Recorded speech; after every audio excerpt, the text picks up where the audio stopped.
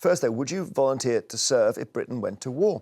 0207 862 2222. Give us a call. Downing Street was forced to rule out conscription last night after the head of the army suggested forming a citizen force which would be ready for a future war. General Sir Patrick Sanders made the comments yesterday, describing ours as a pre-war generation. Wow. He also said an increase to the reserve forces would not be enough. Speaking on Storm Show yesterday, the Conservative MP Tobias Ellwood made a similar point. And listen here for the phrase 1937 feel.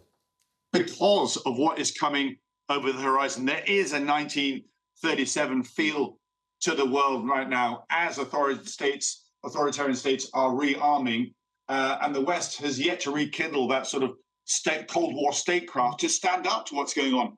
So the world is being exploited, I think, by the inability of our global order to be able to stand up to these errant states.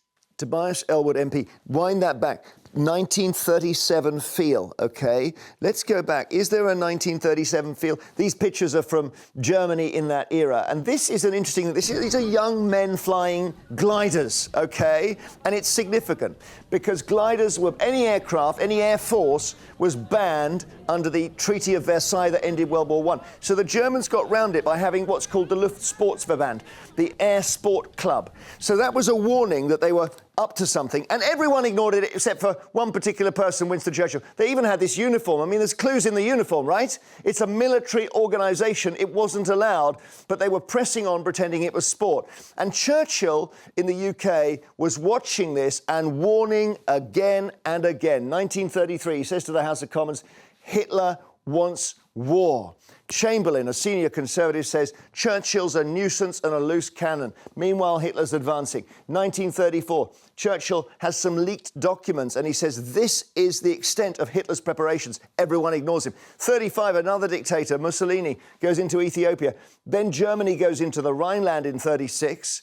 And then you've got, in 37, Chamberlain becomes Prime Minister, but his policy is to appease Hitler. And, of course, we know what happened as a result. Hitler then, first of all, he's already taken the Rhineland here. He then moves into Austria, Czechoslovakia in 38, 1939, Poland, the Second World War. Churchill was right. And the question is whether somebody like Tobias Ellwood, Anne, is actually that lonely voice that we need to listen to. Well, I don't think there's a 1937 feel. I think there's a 2001 feel when we had 9/11. Now, it's very easy to forget it now, but at the time, everybody thought this could presage World War III. There was even a lot of rot talked about how Nostradamus had predicted it. But we had a very unstable situation. We had America attacked in its homeland, NATO preparing to go into Afghanistan in response to that. We had various states supporting Afghanistan, like, for example, Pakistan, which had nukes. And it looked a very, very unstable, dangerous world. And we've forgotten that. We've actually managed to forget that. Because it wasn't a superpower thing, that's why. No, it wasn't a superpower thing, but you had American forces mobilised, you had Russia making, noises in favour of Afghanistan. We forget just how worried people were in 2001. OK, do you think 37 is a good parallel, Graeme? Certainly, I remember 2001, but I can't remember a time in my life where my views have changed on this quite so much. So if you'd have asked me 3 years ago, should we increase defence spending, I wouldn't have. I wouldn't. Now, I think, of course, you have to. Yeah. We are in a pre-war phase. We certainly have to. So.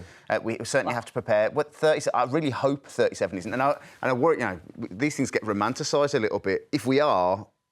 What a tremendously awful place to be. Yeah. Well, war is different than it was then. Can I just pick up what Graeme said there about defence spending? Because I think he's absolutely right. But we've needed to increase our defence spending for years because, it would take months, literally, and I do mean months, for the army to stand to. We probably would be very hard put to defend, for example, the Falklands. We're certainly not ready to fight Russia. And gradually, ever since the end of the Cold War, we've wound down our defences, wound down the reserve, wound down equipment, always on the basis that we're now living in a more peaceful world. Well, no, on the basis that all you need to win a war is one nuclear bomb. And we've got quite a lot, and we decided you don't need an army. But if you actually look at what's going on in Ukraine, you know, it's boots on the ground. Yeah, well, it's true. Ukraine has taught us a lesson, which is, in the end, it is manpower. People are, you know, leaders are rational. So true. And they know, I mean, if, for example, and just let me use this as an example, America had believed that if they dropped the bomb on Hiroshima, Japan would drop a bomb on New York. They wouldn't have done it. No. Janine in Birmingham, do you think it's 1937? Yes. Wow. Meaning that we've got these voices like Johnny Mercer, Tobias Ellwood, who are warning and no one's listening. Nobody is listening and they never will listen. We're heading for a catastrophe. And if I was younger and able to join, I would join. But as I'm 67 now, you could get people my age, the next Dad's Army. Well, it's true, yeah, against invasion, yeah. Or you can operate a drone. Yeah, exactly. You know, I mean, get the kids of today, national service. Get them off the streets, stop killing each other and defend the country that they're supposed to call our country. Thank you, Janine, very much. Let's speak to somebody with military experience. Major General Chip Chapman, the former head of counter-terrorism at the Ministry of Defence. That's interesting, Major General Chapman. Isn't it? Our first caller there thinks, yes, we're in 1937. Well, Patrick's speech yesterday did have its own framing bias by calling it a pre-war moment. You don't have to frame it that way. You could also take the view that since 45, we've been in the long peace. And if you take that as your framing, then you'd ask yourself a different question, which is, how do we ensure that that long peace continues? And I think there are three things which are pertinent to that. The first one is turning the notion of as long as it takes for Ukraine into whatever victory takes, because if Ukraine is victorious, then the adversary of Russia kind of goes away. The second one is re-emphasizing NATO's key role in deterrence and defense, which has kept that long peace since 1945. And those closest to Ukraine are those who've increased their defense spending. So, for example, Poland's at 3.9%. But the unwritten thing about what he said, in a way, is that there are two elections this year. Only one really matters. The first election is in Russia, which is not really an election. It's really Putin saying he's going to be Putin 5.0 and be the president. But the second one is in America. And of course, we don't know the outcome of that. But one of the outcomes is that you could see a severance of the transatlantic relationship, because certainly in 2016, Trump was campaigning partly in foreign policy terms on the fact that the Europeans and NATO were freeloaders. Now, European NATO also spends far more than Russia, so it's not a doom and gloom even if that were to happen. So I don't take this pre-war moment. I take this as, how do we keep the long peace there for the future? Would you? I know Anne has said she wants our defence spending increased, I think, to 3.5% of GDP, which would be quite a big jump. Would you agree with that, Chip? Well, I'd look at the capabilities. So, for example, we had 3.8% of GDP in 1991, and that's when we went into the first Gulf War, and 3.8% then was a Pyrrhic capability. We had sort of a paper tiger. We had to pillage 2 armoured divisions to reinforce the 1 armoured division which went to the Gulf. And that means that availability and sustainability are some of those things that really matter. Now, that's not to say I don't think that we should have more money, because certainly in terms of the army, there are certain capabilities which are missing. They call them the 4+1. That is fires, that's both artillery and long-range missiles, air defence, electronic warfare, and drones. And the +1 is those things to do with logistics of sustainability and availability, both of munitions and spares to keep your tanks and armoured vehicles and everything else moving. Thank you very much indeed, Chip Chapman, a retired Major General in the British Army. I want to know more. Your calls on whether you would volunteer to fight if we went to war. This is serious. It's the 1937 feel is what the Conservative MP Tobias Ellwood has talked about. Christine's in Hampshire. Would you fight, Christine? No, I certainly wouldn't. I'm a pacifist, as you know, Jeremy. I've rang up before. Oh, yeah. I mean, Jesus said, blessed are the peacemakers. Tobias Ellwood is just a warmonger. He's the Dorset MP, isn't he? I can't believe the rhetoric that is coming out of our government at the moment. Why are we so keen for conflict? Would you, Christine, hang on, if Ukraine is being attacked, would you not want to help them? No, I wouldn't. No, Oof. no, they can sort. Ukraine partly started the war itself, so they can sort their own problems out. Okay, so there's no situation where you would take up arms at all? No, Even in 1939? Yeah, 1939. No. Really? So we'd all be speaking German, though, wouldn't we, in that situation? Swastikas in Whitehall? Really? Well, see, that's the trouble. We like living in the past in Britain. And don't forget, Britain, we declared war on Germany twice. They didn't declare war on us. So, and I was born in 44. Anne wants to... I think I'm going to unleash Anne on you here, Christine, on a historical point. Well, Yeah, I mean, if we had not gone to war in 1939, we would have grown up under a Nazi regime, you and I. You were a 44 baby, I was 47. We would have had swastikas in Whitehall. Our Jewish friends would simply not be with us. I think it was worth going to war in 39. You can't say that 100% I can. certain, and no, you can't. Well, you can't say anything with certainty, but... OK, well, it's interesting, Christine, but in the end, yeah, I mean, if you won't fight for anything, I guess you lose everything. Exactly. I think that we go about... If all you can do in life is train young men and women to be trained killers, then the world isn't worth living in. All right. Thank you, Christine, so much. Very good to hear from you. Alan is in South Wales. Hi, Alan. Hi, good morning. Now, you sound very young. Would you fight if we were in a war? Well, thank you very much. I'm 64, 65 this May. I did two tours in the army, 79 to 82, and 87 to 91 too. Wow. I was requested to come back in the latter time for internal security because I was working for intelligence. Right. I don't believe conscription is the answer.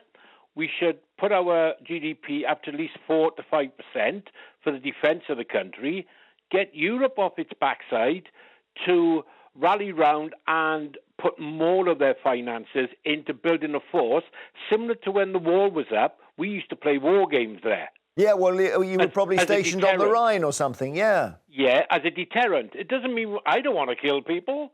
No, well, the last caller has got a particular view about that. Yeah, go on. The thing is, with that, if you, like Anne would know, and I would, well, I'd done a good history in school, 39, because Neville Chamberlain came back and Hitler didn't get out of Poland, there would be a state of war declared. He didn't get out of Poland, and then the Nazis took all over Europe, right the way down to Jersey as well. Yes, for sure. Alan, thank you very much. And arguably, we were late into the Second World War, and that, meant Czechoslovakia went down and everything else. Bill in Lancashire, hi. It's always dangerous to build these historical parallels, though, isn't it? Because you need to then think of Putin as Hitler as well. Well, I don't think it's that. I'll be honest with you. I think it's the economies of the world that are collapsing. With everything turned into electric and wherever, you're going to be doing away with a lot of oil. So the states that own the oil want the revenue. So their economy is going to collapse. And also, there's millions and millions of jobs, hundreds of millions of them, going to be automated. So what are them people going to do? 400 million jobs have been earmarked for automation. For automation, I know. It's amazing. Yeah, but that doesn't mean we have to go to war, though, Bill. All that is causing a war, causing a backup. People is that right, Graeme? Do you think that's the AI is behind it? Well, I mean, I'm not sure it is, but I mean, it will be in the future. To your point originally, I'm ill at ease with the whole 1937 thing. I wouldn't go as far as Christine, but it isn't a binary thing. Not everything is trying to save the world from Hitler. And in general, when you bring your children up, you feel like you have a pact with the world, really, that you're not going to send them off to their likely deaths kind of thing. Yeah, but then at some point someone has to stand up to Russia. Now, at the moment, the Ukraine is doing it we're doing it by proxy through Ukraine, I suppose, in as much as we're helping. If Trump gets in, I think he'll stop helping Ukraine, won't he? That's his thing. No, I don't think he will. You don't think he will? No, I don't think he will. And I know his rhetoric is that way, but his rhetoric was against NATO and he actually was brought round to see it a different way. I think that if we'd had Trump at the point where Russia invaded Ukraine, it wouldn't have done. Yeah. Because I think it looked at the West, it saw a senile old man in the White House, an invisible vice president, Then it looked at the next senior partner in NATO, which was us. We were in complete turmoil with Downing Street and prime ministers and all the rest of it. And I think he thought, this is the moment. Yeah, maybe so. Douglas is in Edinburgh. Do you think we are in 1937, Douglas? Absolutely not. This is a totally different situation. And Widdecombe is talking nonsense. Right. The Russians were provoked constantly by the Azov Brigade, the extreme right, again, bombing continuously Russia and provoked them into a situation. That's that one side situation aside. What you're talking about in this country now, we have 14 million people living in poverty. We've got a royal family that doesn't pay any taxes. We have a royal senior member who evades justice because her mother's rich enough to have paid off the system and has made it easy for him to escape any justice. This is Andrew now. We're talking about politicians who not that long ago were all filling their pockets at everybody else's expense, and never one of them faced jail time. But what I don't understand. Yes, but that's all bad. MPs did go to jail. MPs did go to jail. Douglas, why? How does this end us putting us up into a war or making a decision about war? Well, put it this way: it was allowed for they were financed. The Ukrainians were financed to make that happen, and it was brought about to weaken Russia. But all it's did is strengthened Russia's resolve. China's now on board, and all the BRIC countries are now joining in. The financial situation in the West is becoming dire because America is in so much debt, and so are we, by the way. But the debt situation has got out of control. And I think Douglas, if you look back to the Second World War, that's what it's all about. Thank you. I don't know what you make of that call, Graeme. I couldn't really follow it. I think the point... I'll go back to the point that I don't necessarily think the situation in Russia is reflective of the situation in Nazi Germany. Yeah, but OK, leave that aside. But Sanders, the head of the army, is saying we need to be ready for war. And that means we've got an army at the moment. It used to be... It was said it could fit into Wembley Stadium. Yep. It can now fit easily into... Probably Aston Villa, actually. So, yeah... I'll leave it. You already said expand defence spending. Yeah, exactly. And of course, General Sanders is going to want to expand. But yes, and objective one should be if it's a thing where we need to be better prepared. You can't. It's a sledgehammer to a nut to start to get conscription when we're at a point where in 3 years' time we're going to have 72,000-ish.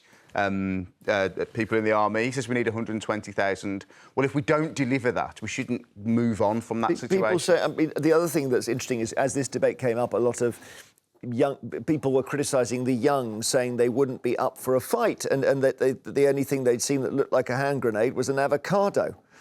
I don't know, that's fair. You might well find that they were very good at fighting. Our phone line...